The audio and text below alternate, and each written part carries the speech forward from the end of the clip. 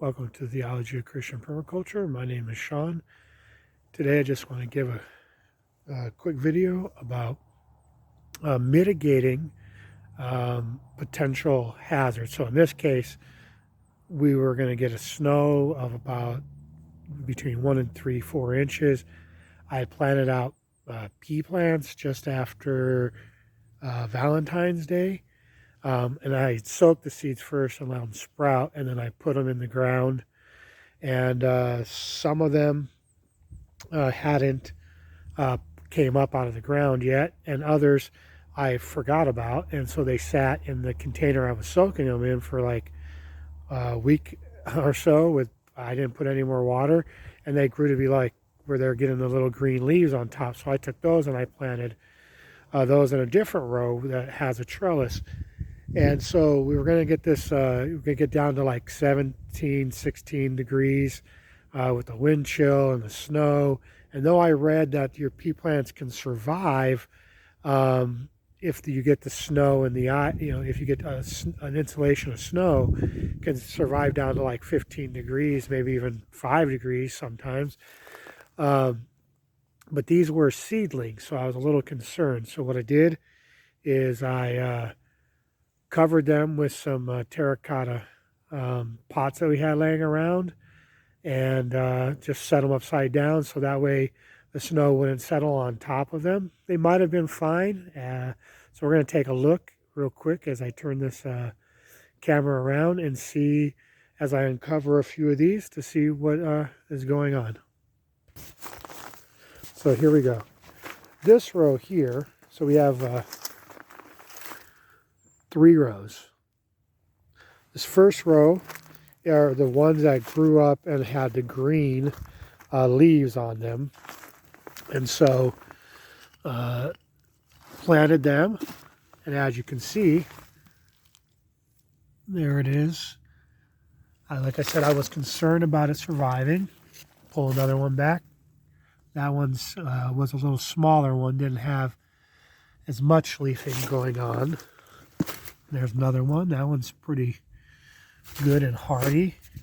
I'm going to leave these pots out here. So that gives you the idea of that row. Now this row was a row where I just planted them shortly after letting them sprout. So it looks like right here we have one coming up. Right here on the other side of the drip line, we got one coming up. Uh-oh, I'm gonna get right in there. There's another one coming up. Oh, my hand's cold because of the... So we're gonna leave those there. And then in the third row, probably just gonna leave them on overnight, and then tomorrow I'll come when it's nice, when it's warmer. It's about 35 degrees right now, so I'm cold. So uncover this one. You see we got a couple coming up there. Got one coming up there. Got a couple coming up here. So looks like in mitigating that, it was a success. Just cover these back up. They'll be fine. But, I'll leave the other ones there.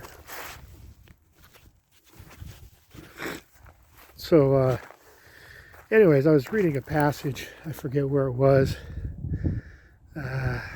Might have been in Chronicles of Deuteronomy. I'll cover it in the video I'll record tomorrow because it'll be warmer. And anyways, I was reading about the possibility in the passage of the Bible. It must have been in Chronicles or Kings. It was talking about the different pestilences that can, or problems that can arise in a garden or in an agricultural setting, like blight and a lot of different things. I can't really remember, and I'm getting really cold right now. I just drank a green smoothie that was like a milkshake, so it was very cold with frozen fruit. So anyways, I'm going to go back inside. But I just wanted to share this video. And so this is one way that you can mitigate, some of your seedlings, starting them early, and in order to protect them, to make sure that, because depending on your climate zone, you can have events like frost events. And, though peas are going to be fine with some frost, I wasn't sure getting down that low with them just sprouting. If it had been a bigger plant, maybe I wouldn't have been so worried and I would have been willing to experiment a little bit more. But, we tried to beat the season a little bit, get a few extra things, going and started, so getting them started.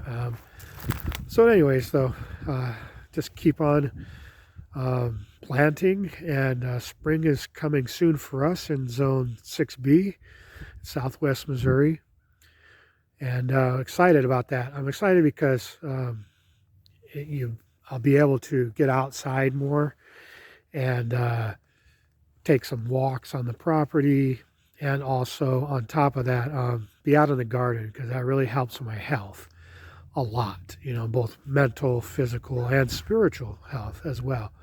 So anyways, God bless you, beloved of the Lord. May the Lord bless you, keep you, may he cause his face to shine upon you, may he ever be radiant upon you, may his face ever be radiant towards you, may he give you peace, and God bless you. Boy, it's cold.